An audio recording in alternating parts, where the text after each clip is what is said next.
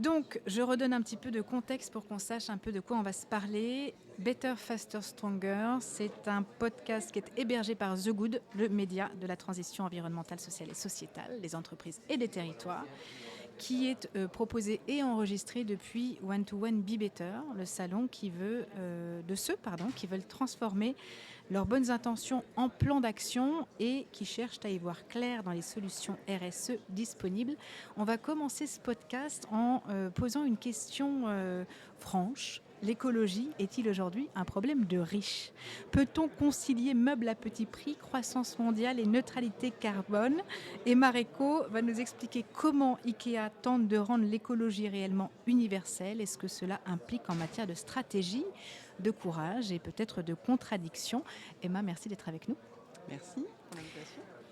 Donc, l'écologie, problème de riches. On commence par ça. IKEA, c'est une entreprise qui est à la fois très populaire et très engagée dans sa transition. Quel est votre avis, vous qui dirigez aujourd'hui IKEA, sur cette question ?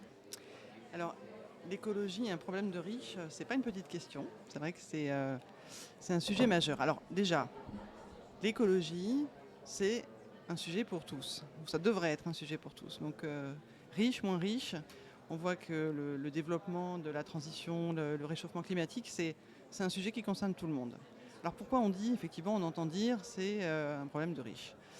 Tout simplement parce qu'il faut, au-delà des prises de conscience, démontrer qu'il est possible de mieux consommer, de faire des actions pour avoir une sobriété plus importante, et à la fois sans dépenser forcément des fortunes. Voilà. Donc ça, c'est tout l'enjeu. En tout cas, c'est l'idée d'IKEA de rendre l'écologie, ou les produits plus durables accessibles. Et c'est pas un petit sujet. Et c'est pas un petit sujet. On écoutait Julien Sylvain, le fondateur de Teddy Bear, qui expliquait lors du salon que la RSE et les engagements de Teddy Bear étaient le 8e critère de sélection de ses produits. Très très loin derrière finalement l'ensemble des autres. Qu'est-ce que ça vous évoque ? Alors quand on interroge les Français, 77% d'entre eux se disent engagés dans leur consommation, c'est l'autodéclaratif, et 83% aimeraient faire plus, à condition effectivement que le prix ne soit pas plus élevé. Donc on voit que le critère prix, c'est un critère majeur, et ça vient effectivement avant la durabilité d'un produit. Donc c'est d'autant plus important quand on est un groupe à l'échelle mondiale comme IKEA, donc leader mondial de l'ameublement, de prendre nos responsabilités et d'agir et d'aller dans ce sens. Si je prends un chiffre, en France, on a accueilli l'an dernier 57 millions de visiteurs dans nos magasins et plus de 300 millions sur le site. Donc quand on communique, quand on incite les consommateurs à avoir un mode de vie plus sain ou plus durable, même si on ne touche que 5% d'entre eux, c'est déjà beaucoup. Donc on a un rôle à jouer dans le partage de bonnes pratiques. On a aussi évidemment un rôle à jouer dans la production, dans les choix des matériaux, etc. Mais déjà, quand je parle d'inciter à un mode de sain plus durable, c'est ne serait-ce que par des petites solutions d'aménagement chez soi, c'est des choses qui peuvent paraître assez basiques, mais qui permettent aussi aux consommateurs, potentiellement, la sobriété rime aussi avec économie d'énergie, économie tout court. Donc c'est comment on peut agir localement, chez soi, pour consommer moins d'eau, pour consommer moins d'électricité, pour essayer de réduire la déperdition énergétique, etc. Donc ce sont des petits gestes, des choix. Et puis bien sûr, le gros du travail pour nous, c'est de pouvoir mettre sur le marché des produits de plus en plus durables. Voilà. On va parler bien sûr d'IKEA, de ce que vous y vendez, de ce que vous y mettez en œuvre pour aller dans ce sens-là. Peut-être avant ça, quelques mots sur vous. Vous êtes donc tombée dans la marmite d'IKEA toute petite, j'allais dire. En tout cas, dans le pot, comme diraient les Suédois, les Danois. Vous pilotez aujourd'hui la stratégie globale de l'enseigne en France. Après y avoir fait vos premiers pas, c'était en 92. Comme vendeuse à mi-temps, vous avez ensuite occupé différents postes, notamment aux ressources humaines, avant de diriger plusieurs magasins, dont ceux de Saint-Étienne, Nantes et de Toulouse. En 2019, vous êtes nommée directrice générale stratégie et développement, en charge de l'innovation, de la transformation commerciale et de la RSE. Ma question, elle concerne justement la RSE. Quand est-ce que vous êtes tombée dans cette marmite-là en particulier ? Alors en fait, je suis tombée dans la marmite IKEA, sans doute déjà, effectivement.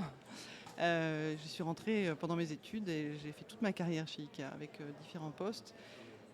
Alors quand j'ai démarré il y a 30 ans, on ne parlait pas véritablement de stratégie RSE. En tout cas, on ne le nommait pas comme ça. Ikea, c'est une entreprise qui a été créée par un entrepreneur suédois, Ingvar Kamprad. Et il y a 50 ans déjà, il écrivait dans son socle de valeurs clés de son enseigne la lutte contre le gaspillage. Voilà, il écrivait noir sur blanc, il ne faut absolument pas gaspiller les ressources de la planète. On ne parlait pas à l'époque de RSE, Sustainability. Mais pour lui, c'était assez pragmatique et c'était d'ailleurs lié au bon sens, tout simplement, de ne pas gaspiller. Pourquoi ? Parce que sa vision d'entreprise, c'est d'améliorer le quotidien du plus grand nombre. Pour faire ça, il faut mettre sur le marché des produits esthétiques, fonctionnels, durables, à des prix si bas que le plus grand nombre peut les acquérir. Et pour arriver à avoir un prix bas, il faut travailler sur toute la chaîne de valeur, sur les coûts à chaque étape. Et donc le gaspillage, pour lui, c'était évidemment une contre-indication au prix bas. Donc c'est la chasse au gaspillage, comment utiliser les ressources autrement, etc. Donc cette marmite-là, j'ai grandi en entendant ces messages. Il y a 25 ans, on communiquait en interne à l'époque sur nos réductions d'énergie, d'eau, etc. Donc c'était déjà un levier qui est né comme ça. Donc je pense que j'ai grandi dans cet environnement. Voilà. Ouais. Et c'est vrai que depuis quelques années, avec les ambitions qu'on a aujourd'hui, on en parlera peut-être, on a structuré cette stratégie. Et ce n'est pas finalement une stratégie RSE qui est à côté des autres. C'est comment on arrive à intégrer dans toutes nos activités cette dimension RSE. Voilà. Et alors, est-ce que vous considérez qu'aujourd'hui Ikea est en cours de transformation, est transformé, et vous en êtes toute votre propre transformation justement? Je dirais les deux. Je pense que ces 10 dernières années, Ikea s'est transformé beaucoup plus et beaucoup plus vite que les 30 années précédentes. Pourquoi ? Parce qu'on est au cœur des transitions, clairement, et on a des enjeux à la fois économiques et écologiques. Et quand on dit qu'on est au cœur des transitions, c'est qu'on a connu il y a une dizaine d'années le développement omnicanal, qui a complètement bouleversé notre modèle d'affaires. Et à la fois, on a cette ambition de pouvoir réduire notre impact environnemental. Donc c'est aussi cette transition environnementale qu'on mène. Et là, on a énormément de chantiers, évidemment, parce que à l'échelle du groupe, et notamment en France, on est le 3e pays du groupe, on a beaucoup de choses à faire.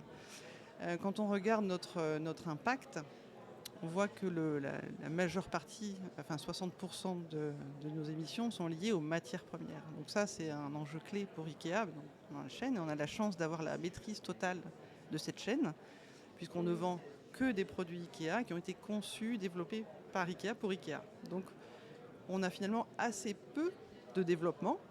Et quand on met un produit sur le marché, il faut à peu près entre 2 et 3 ans pour le développer. Donc c'est finalement un développement très lent, qui nous permet de nous assurer d'avoir toutes les dimensions recherchées pour le produit, dont la durabilité. Donc le premier chantier, c'est effectivement les matières premières, la production. Et puis on a les transports, donc la mobilité, c'est clé. On a des grands bâtiments qu'on doit décarboner.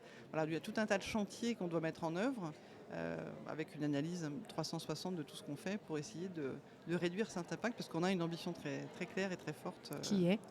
Qui est de diviser par 2 nos émissions d'ici 2030, comparé à 2016, qui est notre année de référence, et d'arriver à un net zéro en 2050, voilà, sans compensation carbone. Donc c'est effectivement des enjeux très très importants, et il faut s'atteler à tous les paramètres de notre activité, en fait. Et vous avancez à une vitesse qui vous laisse espérer atteindre cet objectif? C'est très ambitieux, c'est aussi une dimension très forte sur laquelle il y a énormément d'investissements au niveau du groupe. Ikea. Alors chez Ikea, on a aussi peut-être cette chance d'avoir un modèle un peu différent, un peu atypique, puisque la marque Ikea appartient à une fondation. Donc c'est une entreprise qui est hors marché, on n'est pas coté. Ce qui nous permet aussi, quand on prend ce genre d'initiative, d'ambition très forte, de mettre les moyens long terme. Parce que la transition écologique, elle a un coût important. Et donc d'agir sur tous ces paramètres, ça nous permet effectivement de pouvoir regarder très long terme. 2050, ça paraît loin, mais en même temps, c'est très rapide. Donc, quand on voit le temps, finalement, on n'est jamais assez en avance, en fait, sur ces sujets-là. Voilà. Donc, en tout cas, on s'attelle à la tâche et on investit énormément sur décarbonation, sur durabilité des produits, sur la seconde vie, sur tous ces paramètres, sur les livraisons zéro émission, etc. Donc, c'est beaucoup de chantiers en cours. Et l'ensemble de ces chantiers, il pousse à se poser la question de savoir comment est-ce que vous conciliez justement un modèle qui est quand même basé sur des volumes élevés de vente avec cette logique de sobriété dont on parle tant, notamment dans ce podcast. Alors c'est vrai que quand on parle de meubles, on ne change pas sa cuisine, son lit, son canapé tous les ans en général. Donc quand on achète un meuble, en principe, il est fait pour durer. On parle d'IKEA comme étant une entreprise qui génère beaucoup de volume, mais c'est aussi le fait de la dimension. On est présent dans 63 pays, on est leader mondial, donc effectivement, on vend beaucoup, beaucoup de meubles. Et à la fois, c'est, comme j'expliquais tout à l'heure, c'est le fait d'avoir la main sur la chaîne totale, d'être assez long pour développer un produit. Ça veut dire qu'on sécurise quand même, quand le produit arrive sur le marché, qu'il respecte la réglementation la plus restrictive des 63 marchés dans lesquels on distribue. Ça nous permet aussi de travailler sur l'incorporation de matières recyclées, par exemple, qui est un enjeu important, l'éco-conception, et qui va nous permettre d'ailleurs d'arriver à ces objectifs sur lesquels on travaille beaucoup. Voilà, donc finalement les volumes générés par IKEA, je dirais, dans la mesure où nous on arrive à mettre sur le marché des produits de plus en plus durables, c'est pas inconciliable finalement. Donc gros volume ne veut pas dire forcément inondé avec des produits qui ne respectent pas l'environnement. Ok. Si je comprends bien, il y a quand même une partie de cette transformation qui est conduite au global. Vous, au local, vous avez le champ d'action notamment sur le transport. Vous en avez déjà fait la démonstration, notamment en mettant en place à Paris la livraison par navette fluviale qui avait fait couler beaucoup d'encre. Le projet le plus emblématique que vous ayez mené récemment en matière de transformation durable, est-ce que c'est celui-là? Ouais, je vais peut-être évoquer ce sujet-là parce que c'était une première pour le groupe IKEA dans le monde. Donc on a été les premiers à tester ce report modal. Et cette idée a germé, ça fait déjà 6 ou 7 ans qu'on a développé cette idée. Au départ, c'était vraiment et pourquoi on n'utiliserait pas la Seine finalement pour livrer nos produits et pour pénétrer la ville. Ça nous permettrait d'optimiser, de massifier en fait ces livraisons, surtout en face de notre transformation omnicanal. On a aujourd'hui à peu près presque 30% de nos ventes qui sont faites en ligne, donc associées à un service de livraison. Et donc ça a été assez long parce qu'il a fallu sécuriser d'avoir un entrepôt situé proche de la Seine avec tous nos produits pour préparer toutes les commandes des clients parisiens et ensuite les livrer. Donc chaque jour, on a un bateau qui transporte nos produits pour les clients parisiens. Et ça a démarré donc à la fin de l'année 2022. C'est plus de 140 000 clients qui ont été livrés de cette façon-là. Et ça nous permet surtout donc, d'acheminer nos produits, de rentrer dans la ville finalement en décongestionnant les routes autour de Paris. Et une fois arrivés sur le quai de Bercy, on a nos camionnettes électriques qui font le dernier kilomètre, enfin la tournée en fait. Ce qui nous permet de livrer Paris en zéro émission par exemple. Voilà. C'est parti d'où?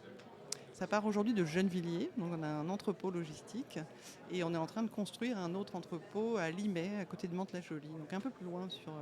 Et l'idée est partie d'où? Comment est-ce que vous avez réussi finalement? Parce que parfois c'est aussi justement identifier ces bonnes idées qui pourraient changer demain.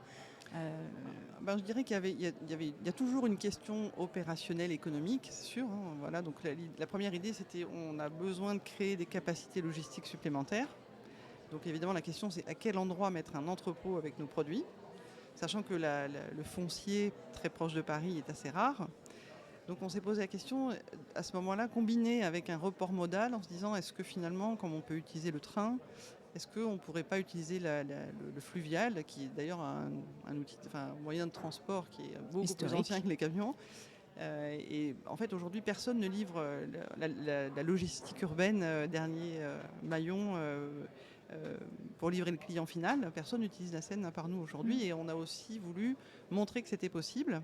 Donc, comme tout projet innovant, c'est pas simple. Donc, il a fallu apprendre à poser un chronogramme. C'est comme ça qu'on appelle le schéma des ruptures de charge. Parce que quand on a 350 commandes sur un bateau, quand on a un sujet ou un problème dans la chaîne, il faut contacter 350 clients. Voilà. Quand on a un camion qui tombe en panne, on appelle 10 clients. Donc le schéma est quand même lourd à porter. Lourd à porter. Et néanmoins, il nous permet de gagner en fiabilité aussi pour le client. On est beaucoup plus précis sur l'horaire de livraison parce qu'on a beaucoup moins de temps passé dans les embouteillages. Donc finalement, c'est gagnant-gagnant. Voilà. C'est la deuxième référence au passé que vous faites depuis qu'on a commencé à enregistrer, à la fois avec le fondateur d'IKEA et puis aujourd'hui avec cette idée du transport tel qu'il était pratiqué il y a quelques décennies. Est-ce qu'il y a d'autres bonnes idées pour dessiner l'avenir de votre enseigne ou d'autres d'ailleurs, notamment en embarquant la transition, qui viennent du passé, que vous avez déjà touché du doigt? De façon générale, quand j'évoquais le passé, j'évoquais le pragmatisme et le bon sens, la lutte anti-gaspi. Et je pense que ça part de ça. Hein. Ce sont des petites choses dans les magasins. C'est comment on peut utiliser l'eau pluviale de la toiture pour pour les sanitaires. Voilà, c'est des choses, c'est beaucoup de bon sens en fait. Ça paraît logique, on n'a pas besoin d'avoir une eau traitée pour les WC. Donc voilà, c'est basique, mais ça fonctionne. C'est beaucoup en fait, c'est se poser la question. Finalement, la solution n'est pas toujours dans la digitalisation, dans l'hyper complexe. Il faut regarder un petit peu ce que faisaient nos anciens et se dire il y a peut-être des bonnes idées quand même à prendre aussi sur cette sobriété. Et demain, l'eau des toilettes Ikea viendra de la récupération de l'eau de pluie. Ah, c'est déjà le cas dans un tiers des magasins. Ouais. Dans vos piliers, vous parlez justement de l'économie circulaire qui est clé. Vous avez aujourd'hui des indicateurs concrets à partager sur le volume ou le pourcentage de matériaux recyclés que vous utilisez? Oui. Alors de façon générale, d'ici 2030, on souhaite avoir uniquement des produits éco-conçus, donc fabriqués à partir de matériaux recyclés ou renouvelables.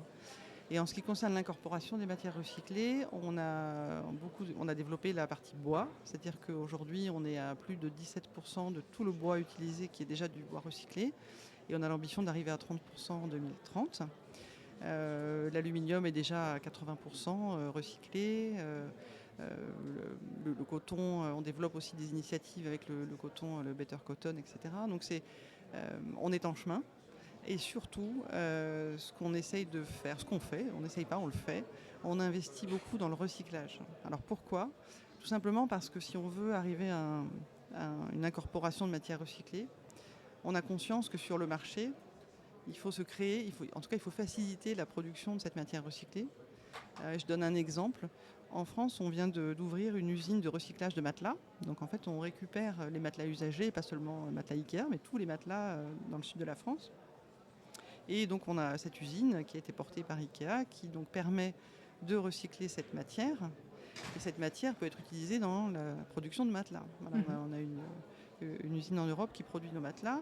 Et là, on va mettre sur le marché français, en pilote, cet été, un matelas qui sera conçu à partir de 80% de matière recyclée. Donc ce sont des initiatives qu'on met en place qui nous permettent d'avancer.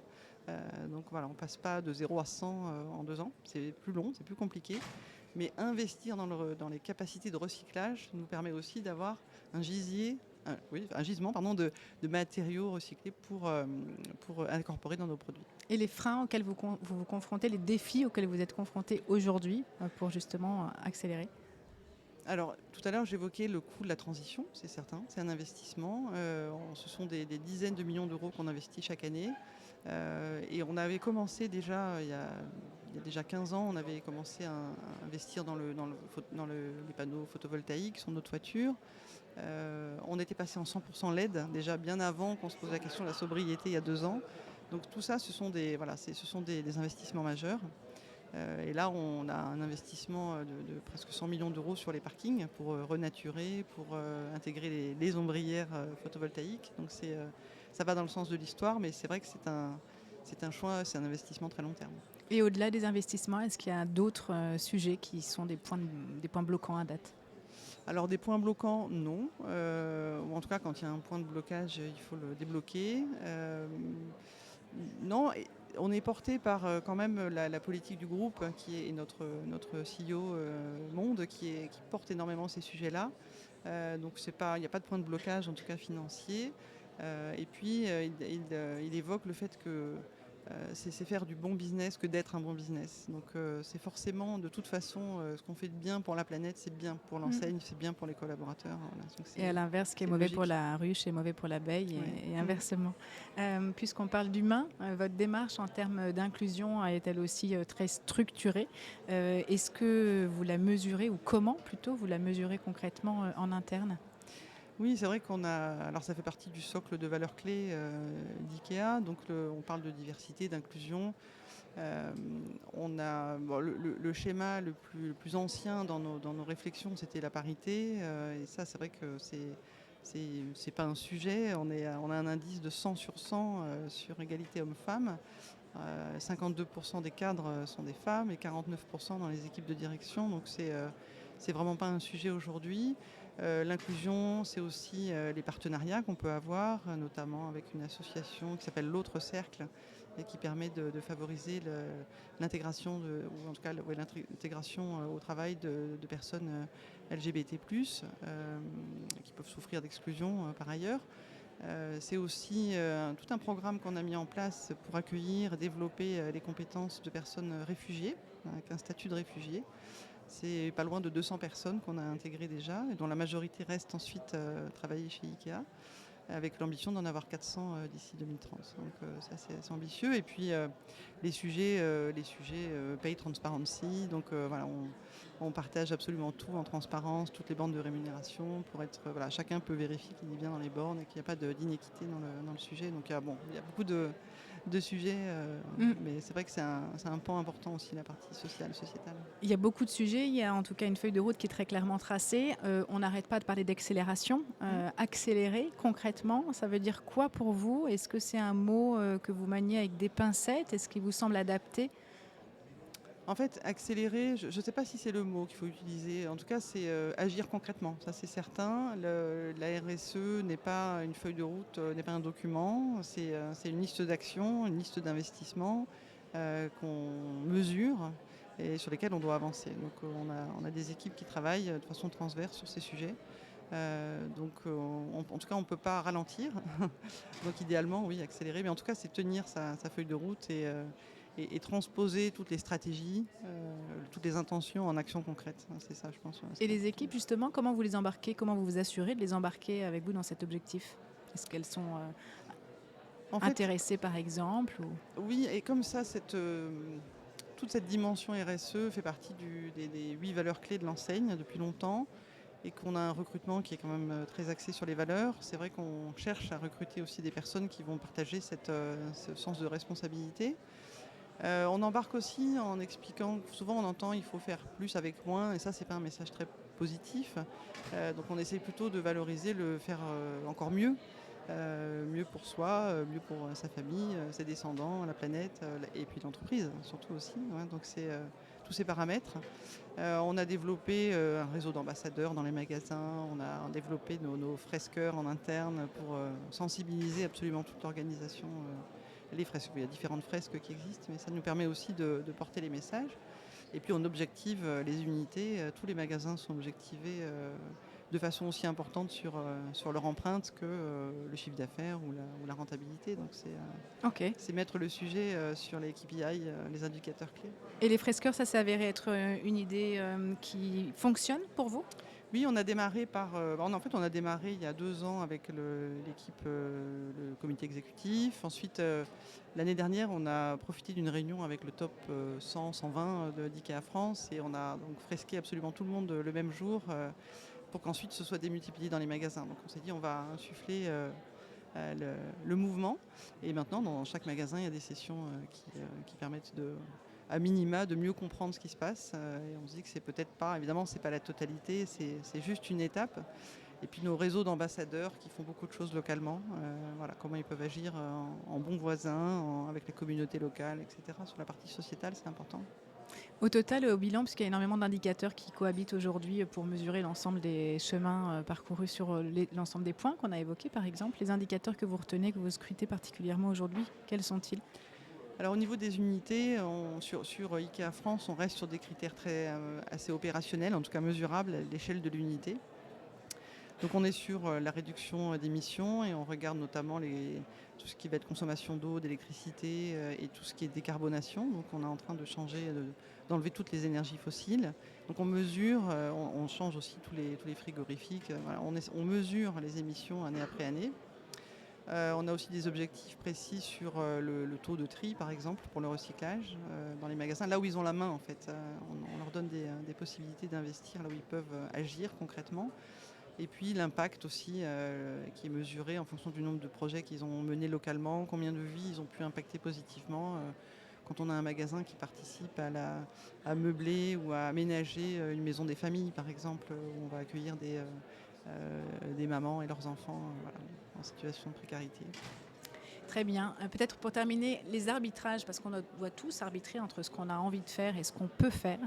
Quels arbitrages vous avez dû faire entre vos ambitions en matière de RSE et puis le day-to-day business, justement, et d'autres priorités qui s'imposent parfois? En fait, on n'a pas vraiment tranché en se disant c'est l'un ou l'autre, il faut que ce soit les deux. Par contre, quand on le met en œuvre, on essaie de trouver des solutions qui sont optimum. On a beaucoup investi dans la production d'énergie renouvelable. Et là, tout à l'heure, j'évoquais les parkings. On va refaire les parkings. On regarde un petit peu combien on peut installer pour avoir de l'autoconsommation et on va générer en fait le projet en fonction de ça. Et le reste, on va verdir le site avec des arbres et de la biodiversité. Donc on essaye de trouver dans nos paramètres le meilleur retour sur investissement, si on peut le calculer, sachant que le vrai retour sur investissement, il est beaucoup plus grand, beaucoup plus large. Mais à l'échelle vraiment macro, on regarde quand même quels sont les meilleurs choix pour la meilleure solution économique aussi. Ok. Grégory Sion, qui est le patron de Pierre et Vacances en Europe, disait que son moteur, un de ses moteurs, c'était de conduire cette transition en y mettant beaucoup d'humour, en s'amusant en fait. Et donc il le disait à titre personnel, en disant d'abord j'ai besoin de m'amuser au quotidien. Et puis finalement c'est devenu une idée pour embarquer par exemple les enfants dans l'économie d'énergie ou même les collaborateurs dans l'identification d'idées pour demain. Quel est vous votre moteur ? Alors c'est vrai qu'on embarque rarement beaucoup de monde quand on a un discours un peu catastrophique, rien ne va, etc. Donc c'est plutôt d'être optimiste et de pousser l'optimisme. Donc peut-être avoir du fun de façon générale, d'ailleurs pas que sur la RSE, c'est s'amuser, c'est prendre plaisir à faire avancer les sujets et surtout à pouvoir célébrer des succès collectifs. Moi ce qui m'anime beaucoup c'est le collectif. Il n'y a jamais de succès très individuel en fait dans l'organisation. On n'arrive à rien tout seul. Donc c'est travailler à plusieurs, c'est délivrer des projets, c'est d'avoir des résultats. Et quand on a des difficultés, on les affronte ensemble. Donc ce collectif, il est très porteur. Je terminerai justement parce que vous faites partie d'un collectif, vous faites partie en l'occurrence du comité éditorial de Be Better qui nous réunit aujourd'hui. Ici, on parle beaucoup d'allier performance commerciale et transition environnementale, d'avancer justement sur ces deux jambes. Ce que vous dites que vous faites au quotidien, à quel point est-ce que vous avez l'impression que l'ensemble des entreprises françaises notamment avancent dans cette même dynamique avec justement ces deux priorités ? Oui, alors c'est certain, on le voit, on le constate, il y a énormément de sujets qui avancent très vite, et notamment en France. La France est d'ailleurs on vient souvent nous citer un exemple à l'échelle du groupe. Alors pas nous forcément Ikea France, mais la France en général qui avance sur ces sujets-là et qui pousse à trouver des solutions et qui impose même parfois à avancer très vite. Et on voit notamment, je prendrai l'exemple de tout ce qui est REP, enfin tout ce qui est responsabilité élargie du producteur, avec tous les éco-organismes, avec toute la filière qu'on a mise en œuvre, enfin les filières, parce qu'on est concerné par plusieurs filières. Et c'est comment est-ce qu'on arrive ensemble à avancer, donc à la fois les institutionnels, l'éco-organisme, les utilisateurs, les clients, trouver des solutions ensemble. Donc ça rejoint un peu le collectif, mais ce que je vois aujourd'hui, c'est effectivement beaucoup de sujets. Et en plus, la RSE, c'est très très large. Il y a énormément de sujets. Donc il y a beaucoup de sujets d'avenir. Et donc c'est très bien qu'un salon comme celui-ci permette d'en parler et de rencontrer aussi des interlocuteurs, trouver des idées. Donc c'est chouette. Vous avez trouvé une bonne idée depuis que vous êtes arrivé ? Eh bien pas encore parce que je suis arrivée juste avant ce podcast. Merci beaucoup d'avoir commencé avec nous, Emma Reco, et d'avoir accepté cette invitation. Merci beaucoup.